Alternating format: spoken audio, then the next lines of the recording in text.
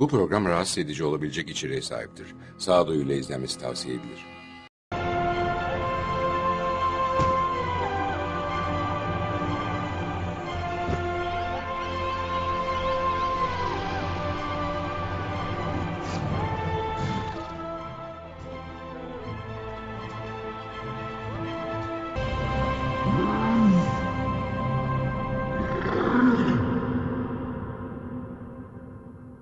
Onlar yırtıcılardır. Pek çok çeşit avı yakalayabilecek farklı türde yırtıcılar var edilmiştir. Aslan bu etoburlar arasında en güçlü yaratılandır. Ancak hiyerarşi göründüğünden biraz daha karmaşık olabiliyor. Her türde güçlüler ve zayıflar vardır. Ve avda ilk söz sahibi olanlar.